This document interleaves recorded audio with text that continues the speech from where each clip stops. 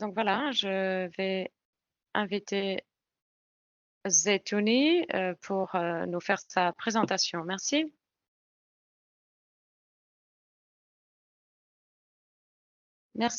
Merci beaucoup, Jaiwei, et merci aux organisateurs de ce webinaire. Merci de nous donner l'opportunité de partager nos défis et notre expérience par rapport à l'assainissement. Je travaille pour Nakuru Water and Sanitation Service Company. Je suis la directrice dans la zone à faible revenu et je travaille donc dans les zones à faible revenu. Et je me suis aperçue qu'il y a tellement de défis qu'il est difficile de se centrer donc sur ces problèmes. Nous avons perdu le son.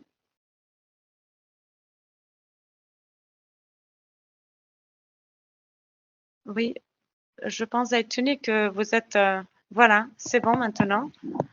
C'est bon. Je, je ne sais pas. Non, j'avais pas le micro éteint. Non, c'était juste quelques secondes où le micro s'est éteint. D'accord. Voilà. Alors, je me disais que comme j'ai travaillé dans des zones à faible revenu depuis 10 ans, pour m'assurer que les personnes dans ces peuplements ont accès à l'eau et à l'assainissement, eh bien, l'assainissement, je devais m'assurer que ça ne s'était pas laissé de côté. Alors, je vais vous montrer notre expérience, je vais vous montrer ce que nous avons fait, ce que nous avons l'intention de faire à l'avenir afin d'amener l'assainissement pour que tout à un niveau où tout le monde reconnaît que c'est une responsabilité pour tous. Alex, je ne vois pas en fait mes diapos. Oui, là, les voilà. Merci, merci beaucoup. Alors, qu'en est-il du service des eaux à Nakuru? Eh bien, voilà, nous sommes une ville avec une population de 552 000 habitants et parmi cette population, seuls 29 ont accès à l'assainissement, ce qui veut dire qu'il y a une énorme partie de la population qui est laissée de côté pour ce qui est de l'assainissement. Et puis cette population se trouve dans des zones informelles, dans des zones à faible revenu et il y a pas de bonnes options d'assainissement. C'est donc des options qui demandent des améliorations. Nous avons des fosses, nous avons donc un système précaire. Et dans la ville de Nakuru, nous avons donc des partenaires au niveau de l'eau, l'assainissement, l'hygiène pour nous assurer que toutes les parties prenantes sont amenées à combler les brèches qui existent en matière d'assainissement. Et il ne s'agit pas seulement du service des eaux de Nakuru, mais c'est par le biais du gouvernement de la province de Nakuru, nous avons rassemblé toutes les parties prenantes en termes de WASH, d'eau, d'assainissement et d'hygiène pour donner du soutien à cette situation. Suivant. Alors, comme vous le voyez, nous avons donc ces peuplements informels, c'est ce que l'on appelle donc ces quartiers informels de Nakuru et vous voyez qu'à droite, nous avons ces zones avec une croissance pardon, urbaine très avancée. Et puis, il y a cette tendance à se centrer sur les zones à plus haut revenu ou à moyen revenu en oubliant les zones à faible revenu. C'est là où il y a les grands défis par rapport à la fourniture de services, spécialement pour l'assainissement. Suivant. Alors, cette diapo, eh bien, je ne sais pas si vous êtes conscient du diagramme du circuit de l'eau et on voit que seuls 28 de la population est desservie par un système d'égout et d'assainissement.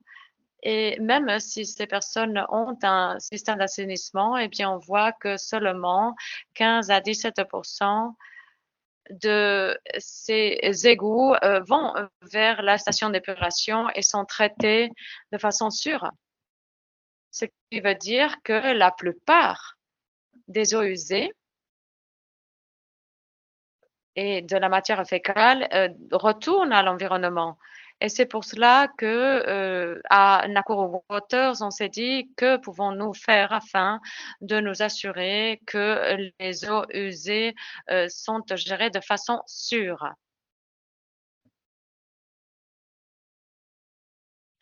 Je voudrais maintenant partager avec vous certains défis par rapport à l'assainissement urbain inclusif et les barrières que cela représente. En fait, le plus grand défi, voilà, nous avons 4 domaines, la gouvernance, le domaine financier, le domaine technique, l'institutionnel, aussi l'urbanisation rapide. Par rapport à la gouvernance, nous avons une faible volonté politique avec des mesures politiques et de réglementation qui sont faibles, des mécanismes de mise en place qui sont fermes, avec, une participation publique qui n'est pas adéquate. Pour ce qui est de l'urbanisation rapide, eh bien, on s'aperçoit qu'il y a beaucoup de personnes qui viennent s'installer en ville sans considérer les services de base comme l'assainissement. Et dans la diapo précédente, vous avez pu voir une image de cette inégalité de services parce que la plupart des personnes qui arrivent à la ville s'installent dans des zones à faible revenu où la planification du système d'assainissement n'est pas bonne. Il y a aussi certains défis au niveau institutionnel. Nous avons des mandats qui ne sont pas clairs, des mécanismes de responsabilité qui ne sont pas clairs et cela veut dire que personne ne sait de quoi il est responsable. Nous avons également des manques de capacité technique. Alors, un défi à ce niveau par rapport à l'infrastructure, quel type d'infrastructures sont requises où et tout cela spécialement dans ces zones informelles où l'assainissement est tout un défi et le type de système d'assainissement dans ces zones-là est également un grand défi. Nous avons donc des ressources limitées. Nous avons des ressources limitées par rapport à la récupération, à l'élimination de ces eaux usées. Et à Nakuru, on veut s'occuper du cycle de bout à bout, depuis la rétention jusqu'à l'élimination. Nous apercevons en fait que la matière fécale euh, termine encore est renvoyée vers les communautés. Et aussi, nous avons des défis en matière financière parce que il y a un manque d'engagement, de l'investissement, par rapport à l'assainissement. On croit que ceci est une responsabilité au niveau des ménages et c'est vrai que dans ces quartiers informels, le revenu est très, très faible, le revenu des ménages. Alors l'investissement en matière d'assainissement est toujours un défi et c'est pour cela que dans Nakuru Waters, on a voulu rassembler d'autres agents en matière d'eau, d'assainissement et d'hygiène afin de fournir du soutien au niveau de la fourniture de ces services.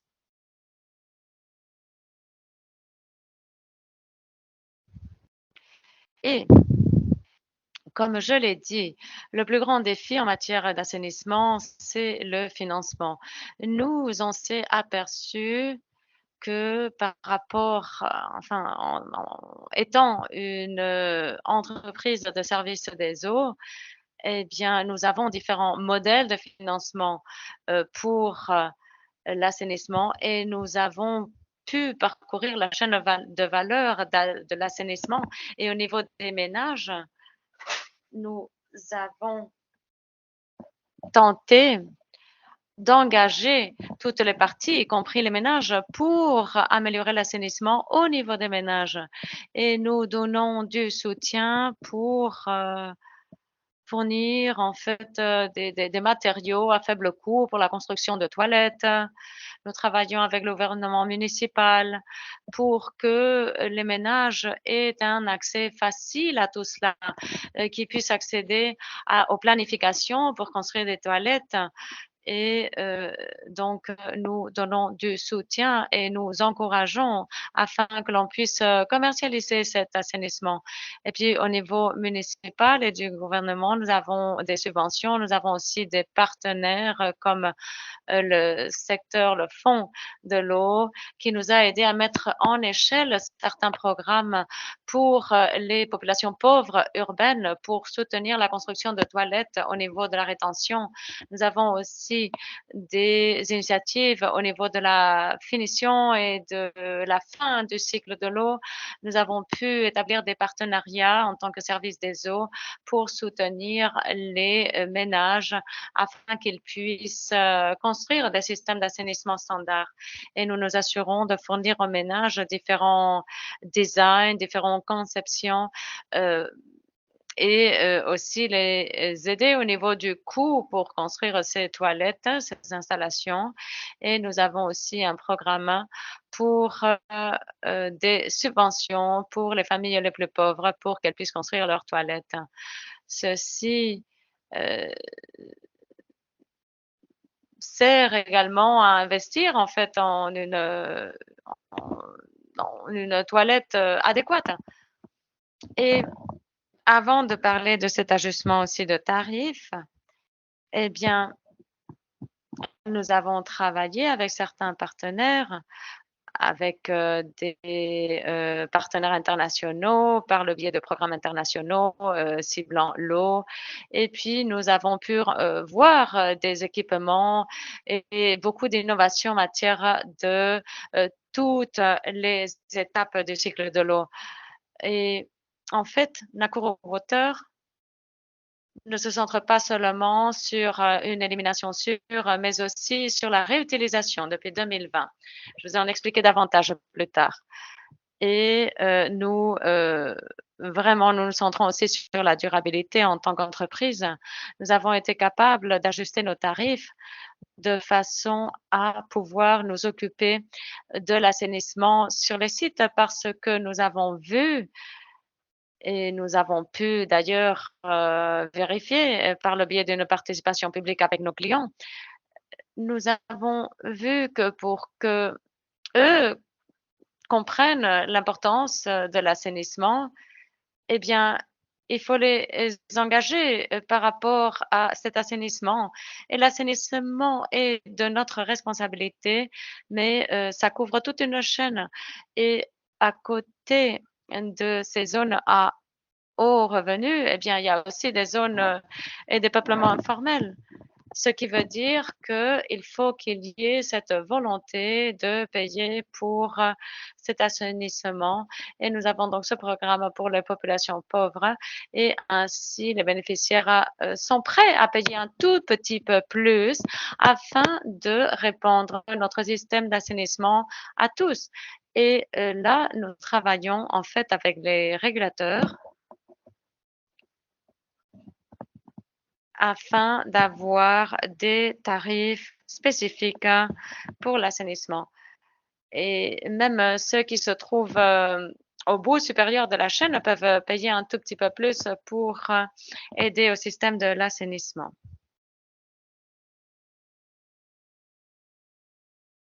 Et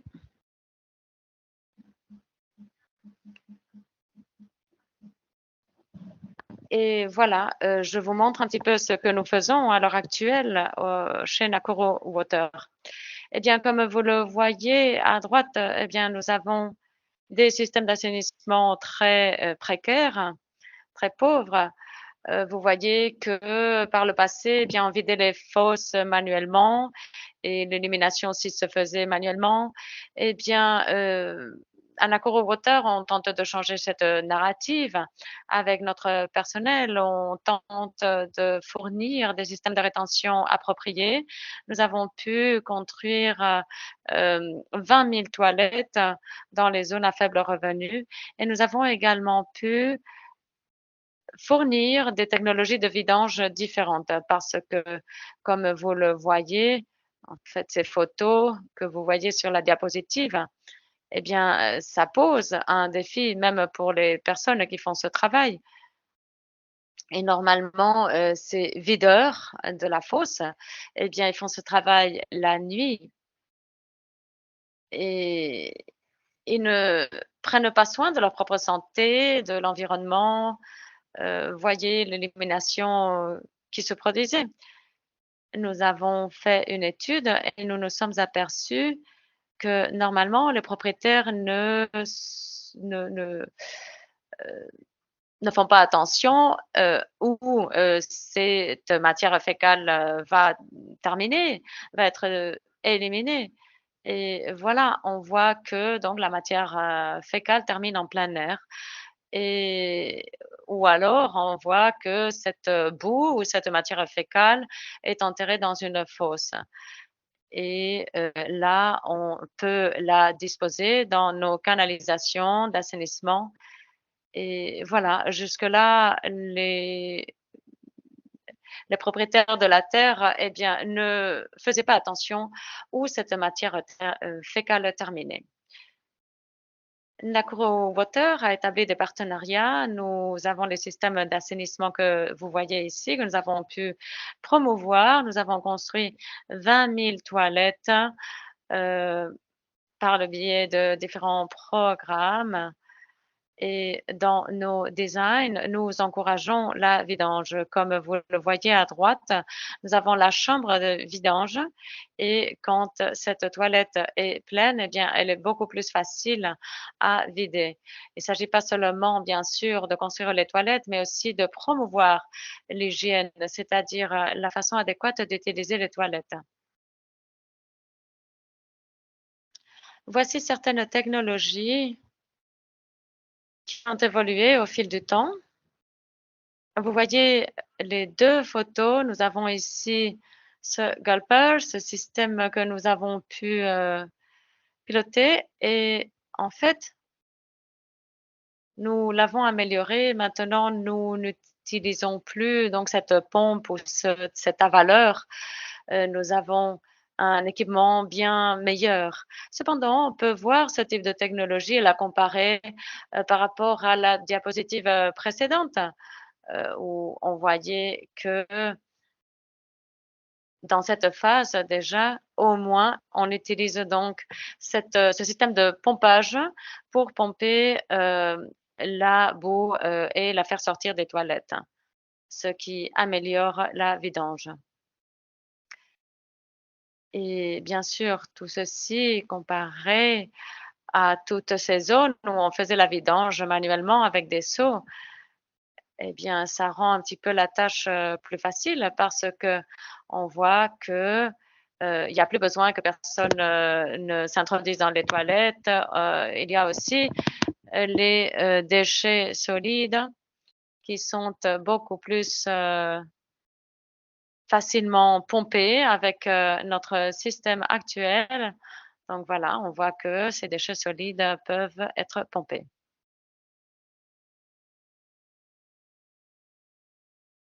Comme, nous l'avons dit, voilà les technologies que nous utilisons à l'heure actuelle à Nakuru.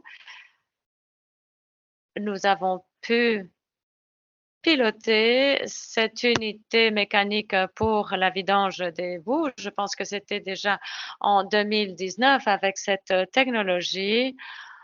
Cet équipement pénètre dans les zones informelles, dans les quartiers informels, même là où les ruelles sont très étroites et on voit ces points de collection primaires.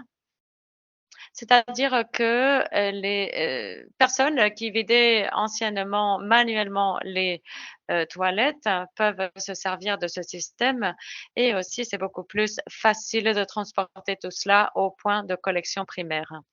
Alors voilà, tout ceci est utilisé dans les zones, informelles, dans les peuplements informels de Nakuru, heu parce que, voilà, cette unité mécanique pour le traitement des boues peut s'introduire dans ces quartiers-là et puis ensuite, le réservoir est, rempli et il va être versé au point de collection primaire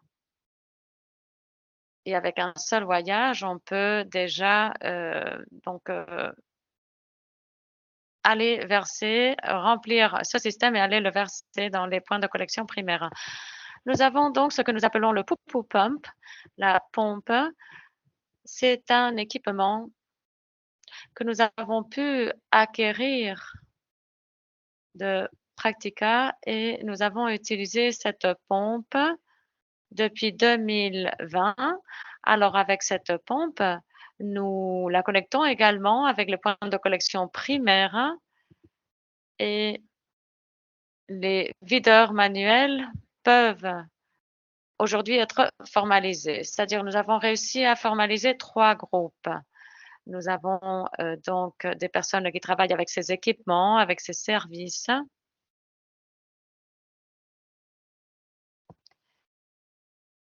Et voici les développements, les avancements que nous avons eus jusque-là. On voit qu'aujourd'hui, les videurs manuels sont bien équipés et ils peuvent, donc utiliser un équipement qui est beaucoup plus évolué. Ce n'est plus comme avant. Nous voyons que en nous n'avons pas pu engager, tous les videurs manuels. Et il y a encore ceux qui font cette vidange informellement, mais avec, la municipalité, avec le département de la santé, nous avons réussi et on tente d'enregistrer tous les videurs manuels, de leur fournir l'équipement nécessaire de sécurité et tous ces équipements donc, sont, de la propriété du service des eaux. Mais en ce moment, nous tentons d'obtenir le plus grand engagement aussi avec des partenaires privés et aussi avec les videurs manuels. Alors, comme je l'ai dit, pour Nakuru, on s'intéresse à la rétention et depuis la rétention, donc jusqu'à l'élimination ou alors la réutilisation en sécurité. En 2019, Nakuru a établi une entreprise subsidiaire appelée Nawasco qui s'occupe de la réutilisation des eaux fécales, de la matière fécale. Nous avons donc ces deux produits qui sont dans le résultat de cette réutilisation. Nous avons des boulettes pour la cuisine, enfin pour être des briquettes pour la combustion et nous avons les boules de graines. Donc voilà, Nawasco, c'est l'entreprise qui s'occupe de clore cette chaîne d'assainissement. Merci, merci Chawe. Je vous repasse la parole. Merci, merci beaucoup Zaitouni. Merci aussi d'être parmi nous. Et voilà, merci d'avoir bien utilisé le temps qui vous était imparti et de cette présentation tellement utile.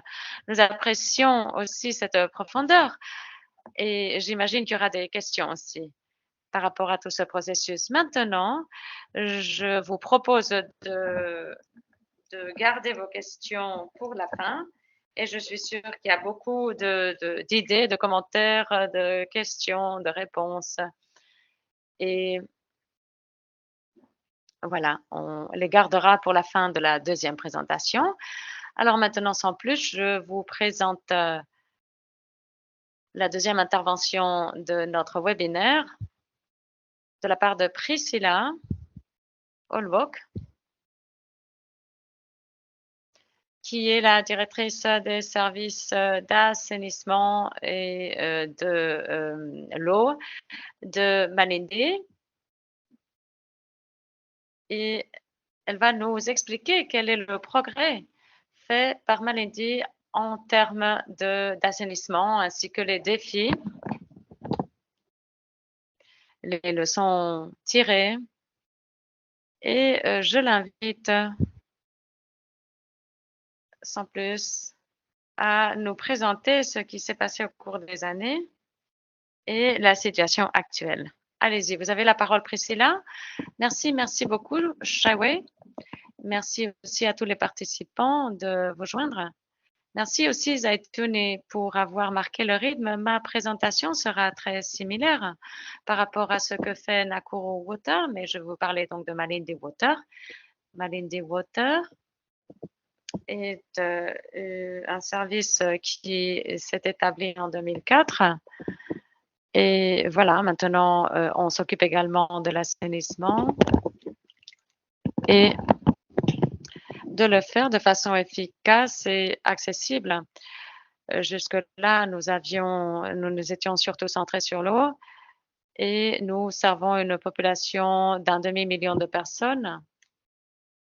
Nous savons que nos interventions il y a beaucoup d'interventions qui doivent se faire en matière d'assainissement. Nous n'avons pas, pu, agir auparavant, sur cela. Malindi est une, ville, de la Tunisie et puis nous savons que l'assainissement est très important pour l'économie et pour l'environnement. En ce sens, dans le passé, nous avions un site qui nous permettait de couvrir, la population et voilà le pourcentage donc de couverture de l'eau, 72 ce qui veut dire, qu'il y avait de la population qui était laissée pour compte. Nous avons voulu nous assurer que nous couvrions toute la population et que nous couvrions tous les centres urbains dans notre service. Nous avons commencé à, nous centrer aussi, sur les résidents, qui n'étaient pas desservis parmi ce demi-million, de population. Nous avons établi une analyse de la situation et nous nous occupons donc de la rétention, la vidange, le transport. Ceci vous donne une idée de ce qui se passe sur le terrain et on voit que seulement 1 de ces déchets sont traités, en fait et normalement, ils sont recyclés. Mais ensuite, 24 de ces déchets sont, retenus de façon sûre, mais, ne sont pas vidés et puis il y a aussi le problème de transport. Des fois, nous n'avons pas non plus de site d'épuration désigné, ce qui veut dire que nous nous sommes aperçus que nous n'étions pas capables.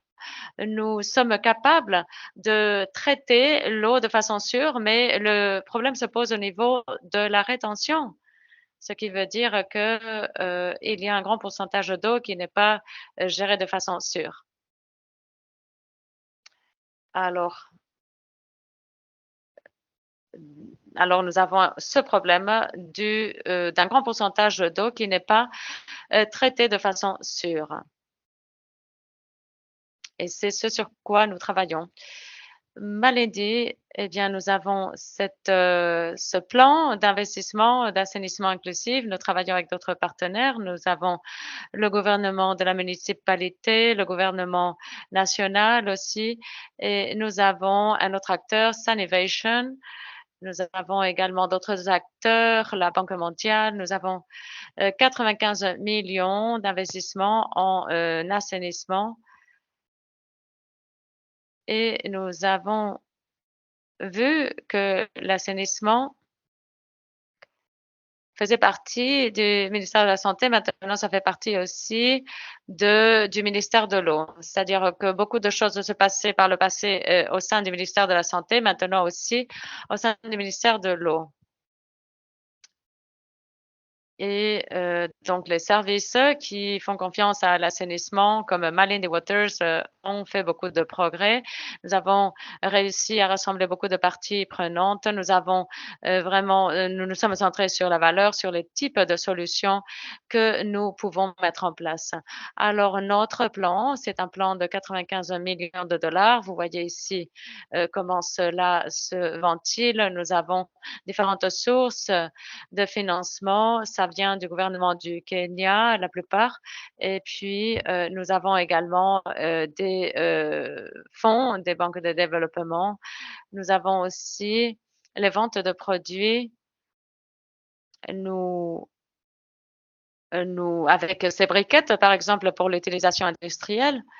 Et nous développons également une allocation ou un impôt sur l'assainissement. Et il y a aussi une source de financement, ce qui vient donc des tarifs de l'assainissement et des cotisations des utilisateurs. Donc, comme je le dis aussi, ça vient de la vente des briquettes.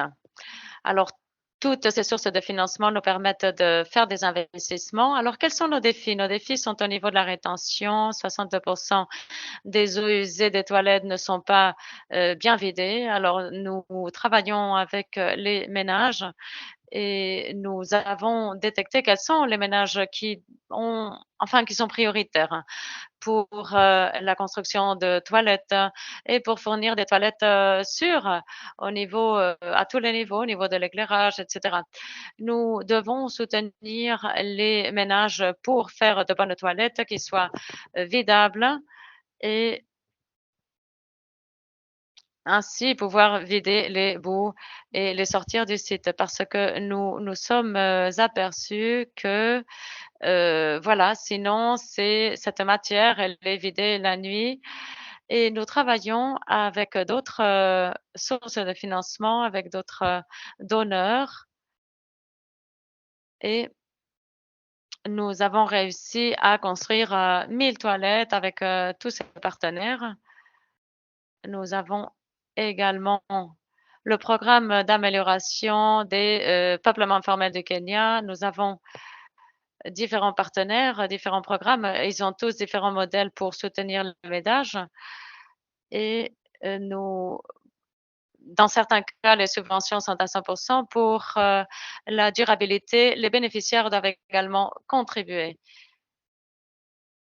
et pour certains programmes, les subventions sont plus faibles. Cela dépend, des principes des différents programmes et des différentes sources de financement. Alors par rapport à la collection de déchets, eh bien, nous avons différentes, méthodes de vidange. Ici, nous avons la vidange, manuelle qui n'est pas, réglementée, qui se fait la nuit et il n'y a pas d'équipement, il n'y a pas de bonne formation. Et c'est vraiment un risque pour la santé. Alors, ce que nous tentons de faire, c'est améliorer cette situation. On s'est aperçu que la plupart des videurs ne suivaient pas des réglementations. Et quand on a commencé à parler avec eux, nous avons perdu le son. Nous sommes vraiment désolés.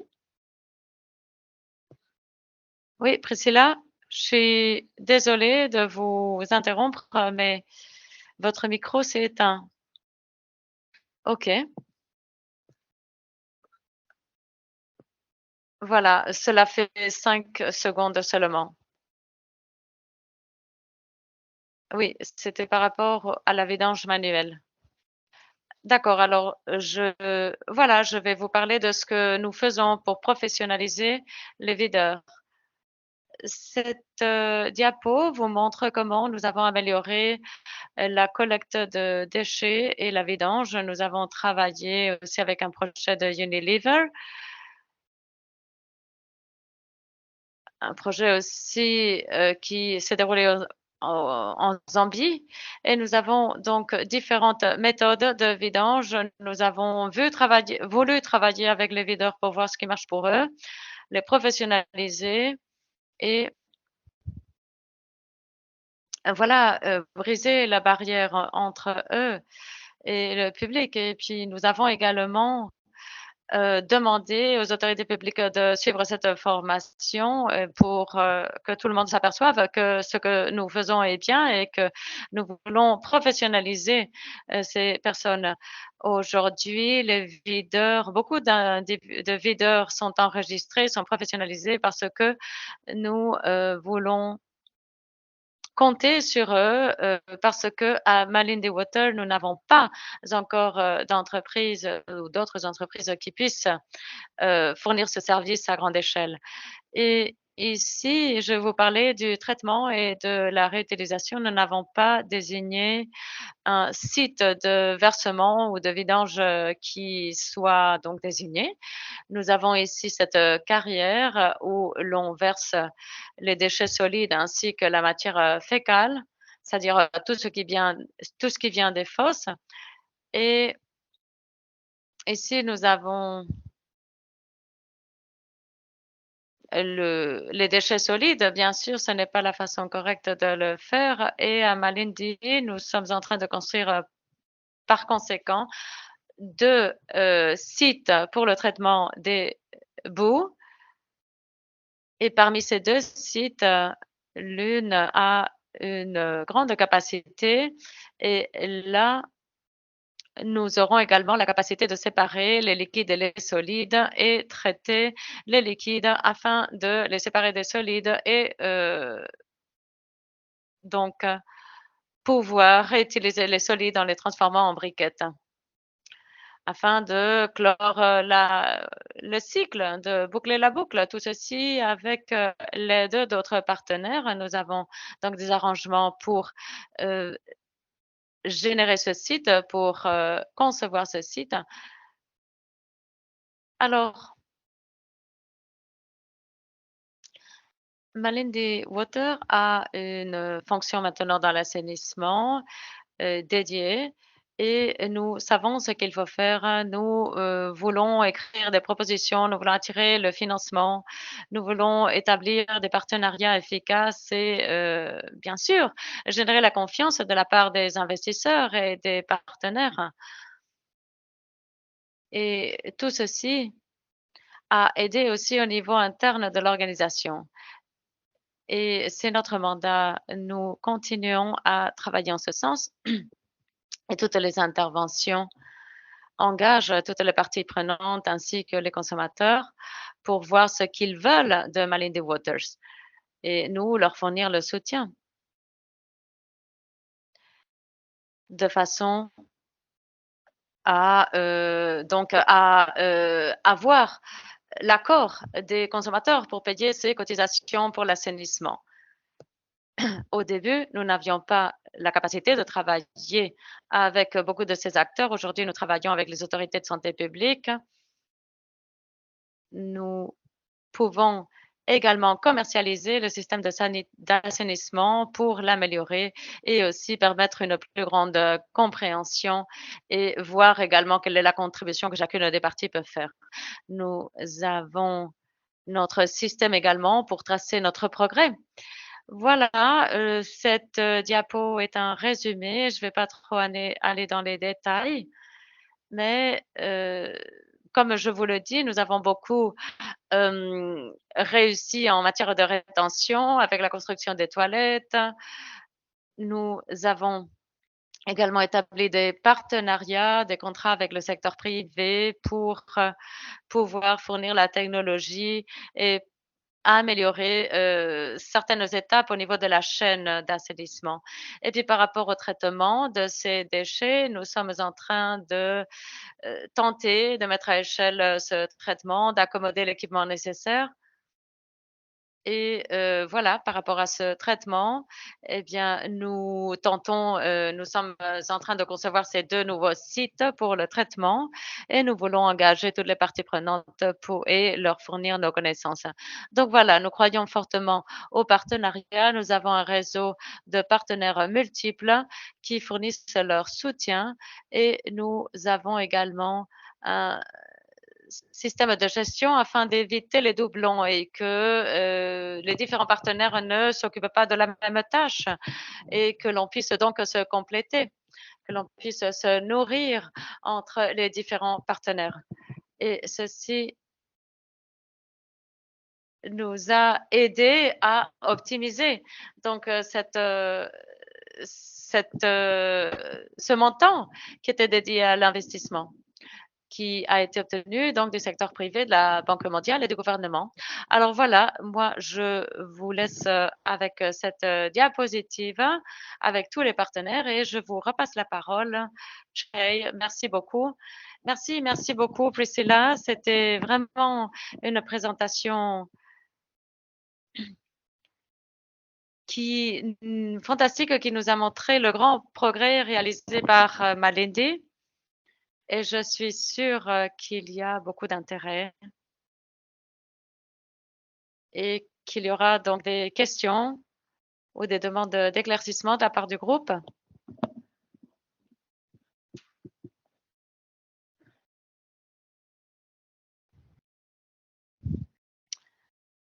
Alors maintenant, pour résumer, voilà, je pense que les 2 intervenantes ont très bien expliqué comment leur service, travaille. Elles ont vraiment parlé du cadre réglementaire, de tous les défis rencontrés, des rapports qui sont établis pour que les choses se fassent. Elles ont également parlé de la technologie de bout à bout de la chaîne.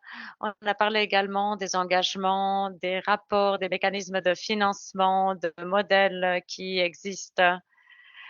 Enfin, je ne peux pas, détecter un domaine qui n'ait pas été abordé. Et voilà, donc tout ceci avec cette prise de responsabilité de la part des services des eaux et de l'assainissement. Alors voilà, maintenant si vous avez des questions, vous pouvez lever la main ou entamer la discussion. Vous pouvez donc lever la main et allumer votre micro ainsi que votre caméra pour que nous sachions qui vous êtes. Je pense que nous avons une question sur le chat. Très bien, merci beaucoup Agide. Alors, sur le chat, je vois quelque chose. Oui, on nous dit que l'histoire, du succès de l'assainissement à Nakuru a été rendue possible non seulement par l'infrastructure, mais aussi par la au niveau politique, stratégique et de coordination multisectorielle. Est-ce que Zaitouni pourrait nous parler de la contribution du plan d'assainissement stratégique, au niveau, de la province de mars de 2019, ainsi que le comité de pilotage technique d'assainissement au niveau de la province, ainsi que la notice sur la gazette numéro 1325, volume 120, numéro 155, publié le 21 décembre 2018. Eh bien, il y a beaucoup de détails en fait qui est demandé ici. Zatouni, je ne sais pas si vous pouvez aborder la question.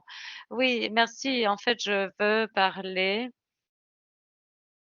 de NACOSTEC, c'est-à-dire du comité de pilotage technique d'assainissement de la province de Nakuru. Eh bien, en 2019, nous avons établi un partenariat avec la Banque mondiale en tant que province de Nakuru. Le département de l'eau et de la santé s'est rassemblé également. Tous les acteurs de l'eau, l'assainissement et l'hygiène se sont rassemblés et nous avons établi donc ce comité stratégique qui était représenté par tous les acteurs. Et je dois dire que c'est ce qui a placé Nawasco là où nous sommes aujourd'hui. Et non seulement Nawasco, mais aussi la province de Nakuru dans l'ensemble par rapport à l'assainissement, parce que avec ce comité de pilotage et avec cette notice sur la Gazette, eh bien, tous les partenaires se sont rassemblés. C'est-à-dire que quoi que n'importe quel partenaire fasse, tout ceci se fait sous l'orientation de ce comité de pilotage. Alors, je me réjouis en fait qu'il y ait eu cette remarque parce que nous avons pu défendre, aussi et plaidoyer au niveau d'autres, provinces par rapport aux besoins de ces comités, de pilotage et d'autres provinces, se sont jointes à nous par rapport à toutes ces politiques qui se sont développées et tout ceci grâce à NACOSTEC, à ce comité de pilotage avec, le département de l'eau et de la santé qui se sont, placés en leader. Merci, merci beaucoup, Nakuru. Pardon, merci beaucoup, Zaitouni. Je pense que c'est très important de souligner comment ces mandats sont mis en œuvre et ces structures solides au niveau de la province qui créent l'environnement nécessaire pour la coordination, pour comprendre les responsabilités et pour la redevabilité également. Je pense que vraiment, c'est un point très important.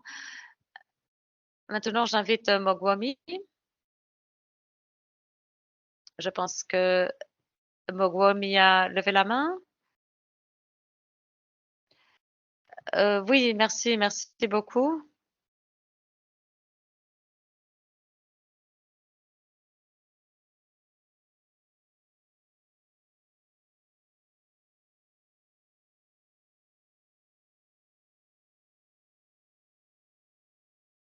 Je suis Melteus Mogwai de Fresh Life.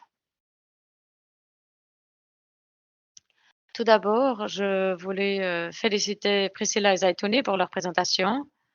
J'ai quelques questions pour elles. La première question, peut-être qu'elles peuvent partager. En fait, à part le fait qu'il y ait beaucoup de support des services des eaux et de la province, eh bien, c'est vrai que on s'est beaucoup centré sur l'assainissement plus récemment. Quel type, d'action a-t-on livré? Par exemple, y a-t-il des budgets qui vont directement à des projets d'assainissement concrets? Et au niveau de la province, eh bien, j'ai la même question aussi pour ce qui est de l'assainissement. Deuxièmement, peut-être qu'elles peuvent nous parler également du processus de tarifs qui s'est développé. Je sais que pour Nakuru, on parle d'engagement public, mais là, il y a un très bon modèle et je voudrais savoir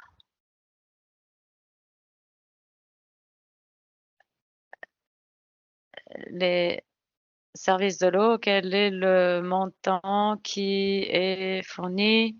Je voudrais savoir comment les services de l'eau, gèrent, cette question, comment est le processus et finalement les données parce que la question des données, parce que l'un des problèmes, c'est d'obtenir les données pour bien comprendre, les besoins en matière d'assainissement, surtout dans ces zones à faible revenu, dans ces zones informelles. Alors,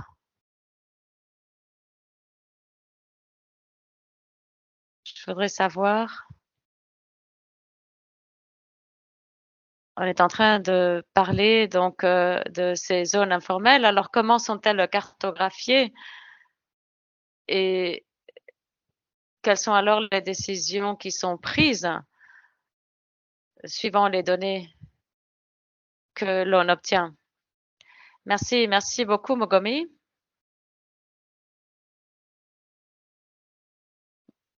Voilà, il y avait 3 questions. Alors c'est déjà beaucoup, je pense qu'on peut demander des réponses. Je ne sais pas si Priscilla ou Zaitouni souhaitent répondre, Priscilla?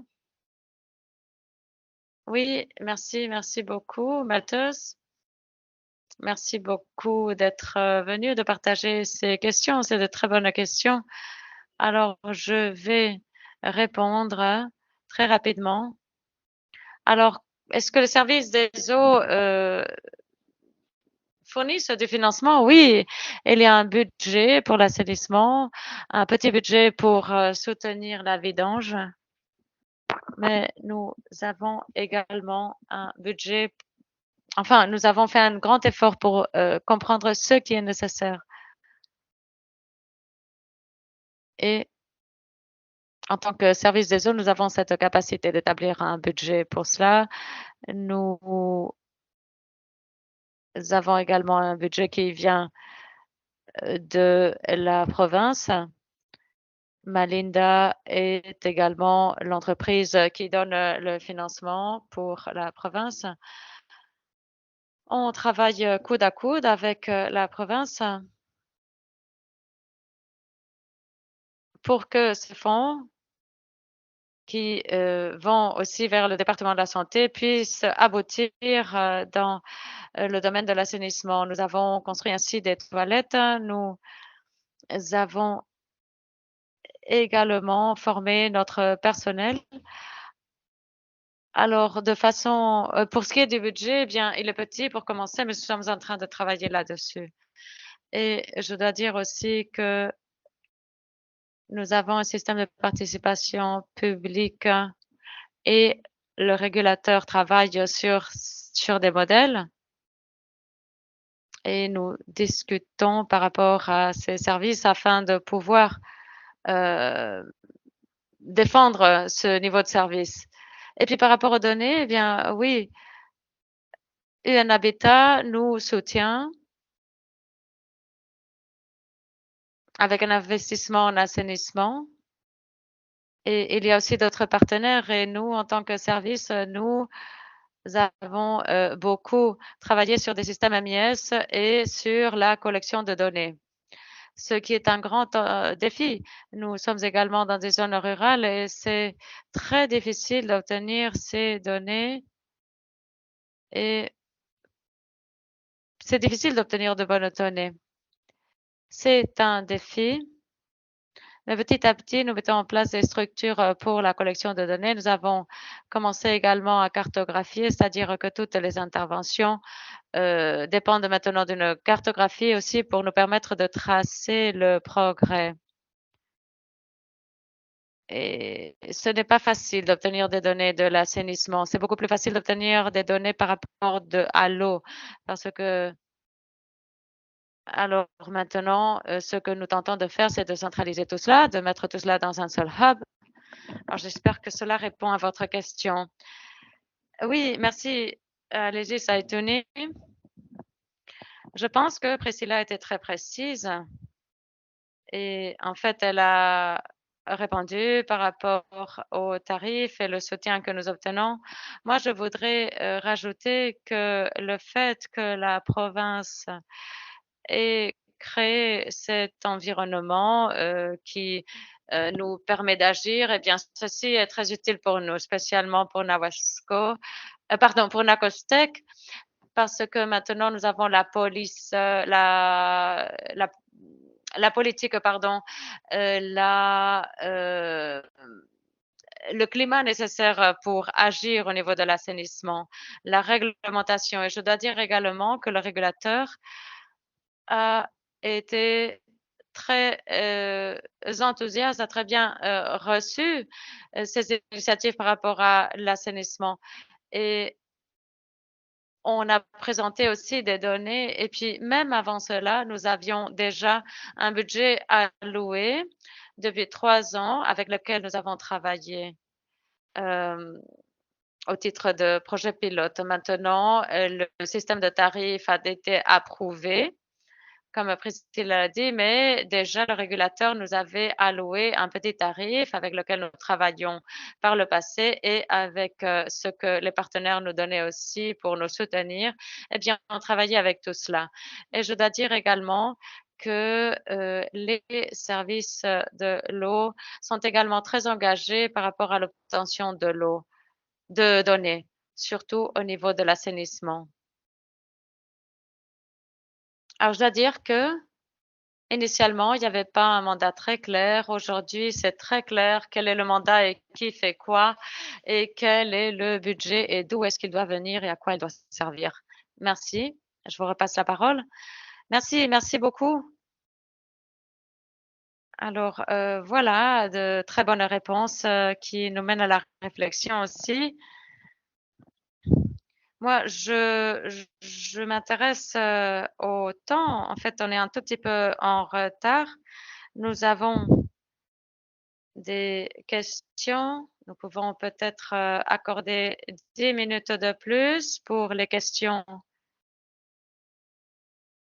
de la salle et peut-être pour certains commentaires du chat. Merci, merci beaucoup, mesdames. J'invite monsieur qui a levé la main depuis un bon moment. Bonjour et merci, merci beaucoup. Alors, je serai très rapide dans l'intérêt du temps. Des présentations fascinantes. J'ai également posté la question sur le chat. C'est par rapport à la diapo qui a été présentée par Priscilla de Nawasco.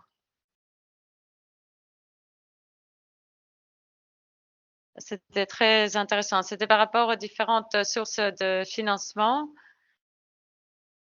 et je voudrais que Priscilla nous parle de ce changement qui s'est fait au cours du temps et enfin, ce changement qui va se faire et comment vous envisagez l'avenir. Et aussi, je voudrais également entendre, les réflexions de Zaitouni, si la situation est similaire pour elle. Merci. Alors, je passe directement à la réponse. Merci pour cette bonne question. Oui, c'est vrai que ici, nous parlons d'un financement mixte parce que nous, en tant que service, on ne peut pas tout seul fournir toutes les ressources. Et c'est pour cela que les services des eaux ne se sont pas suffisamment centrés sur l'assainissement parce que ça demande des coûts et des investissements énormes. Et voilà, si les services des eaux ne sont pas capables d'obtenir le revenu nécessaire, hein, déjà pour s'occuper de l'eau, comment peuvent-ils aussi s'occuper de l'assainissement?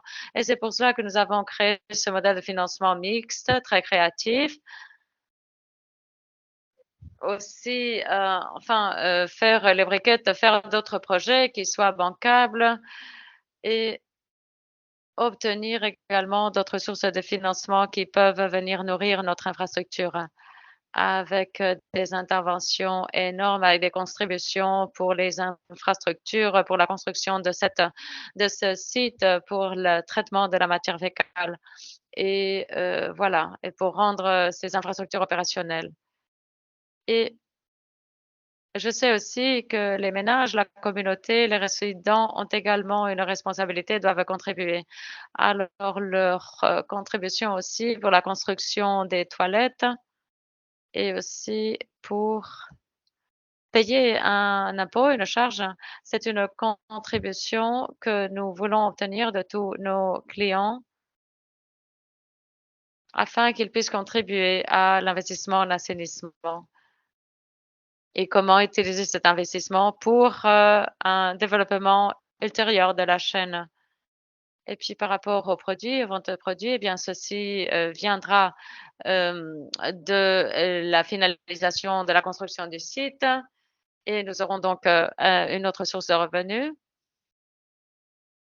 et voilà et il s'agit d'attirer de plus en plus de partenaires à cet espace, de façon que chacun de ces partenaires puisse contribuer au financement. Merci beaucoup Priscilla. Zaitouni, y a-t-il quelque chose à rajouter? Oui, je voudrais tout simplement me référer, vous avez parlé des cotisations, des, utilisateurs et des ventes de produits. À Nakuru, nous avons établi, Nawascol, qui est une entreprise subsidiaire et qui et voilà, c'est une, entreprise, qui est de la propriété de Nawasco et elle produit des briquettes. Nous avons donc fait des briquettes, à partir de la boue fécale. C'est 50 de boue fécale et 50 de bois, de petites chapelures de bois et nous avons pu, revendre cela sur le marché afin d'obtenir d'autres sources, pour l'investissement, pour réinvestir et aujourd'hui, nous avons un nouveau produit, ces boules de graines Ikomizizi.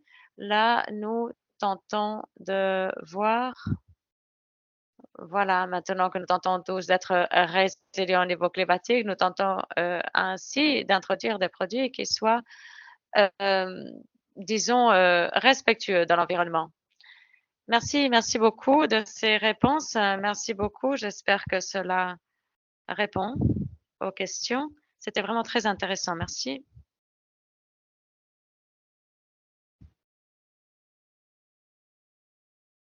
Bien, il y a d'autres points sur le chat, mais je vous propose de de peut-être, clore la réunion et la raison, pour laquelle nous allons clore, c'est que c'est non seulement le temps, mais aussi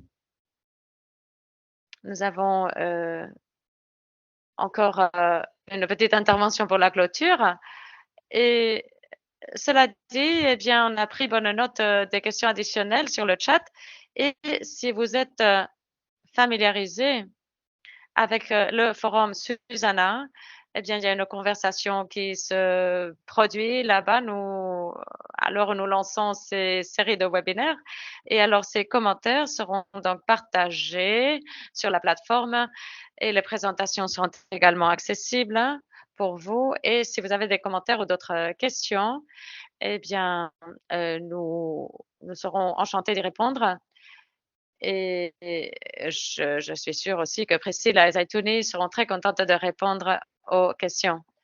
Je vous redonne la parole et merci beaucoup, mesdames, pour ces belles présentations.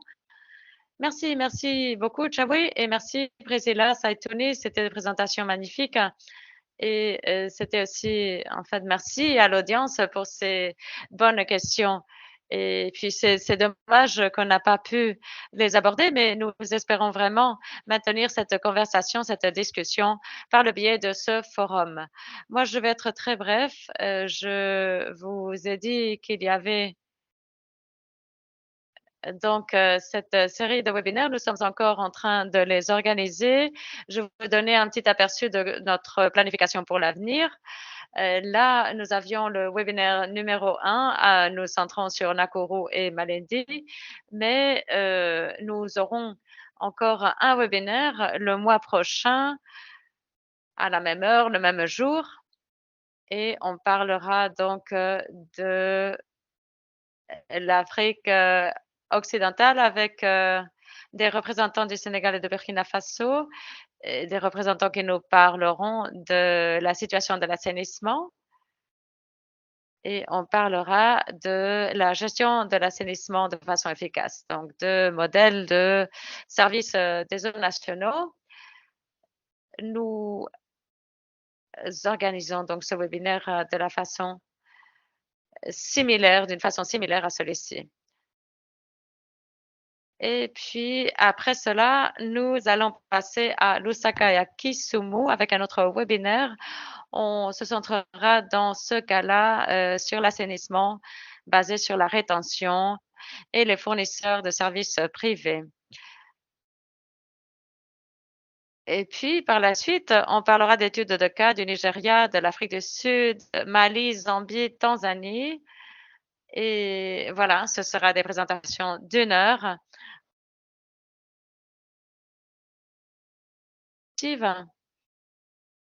Alors voilà, vous pouvez venir vers nous si vous avez des questions. Nous avons différentes, plateformes de discussion. On peut s'adresser au forum Susana.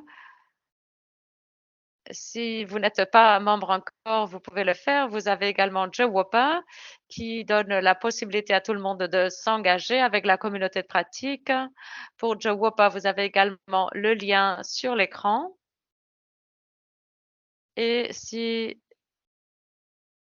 vous êtes, un individu qui travaille, dans ce domaine, eh bien, vous pouvez également joindre FSMA.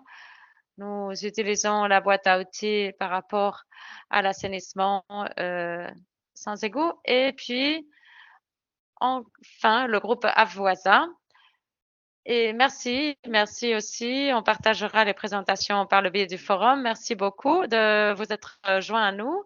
Merci pour les interventions, merci pour la bonne modération. Et voilà, merci pour, votre participation. Bonne journée.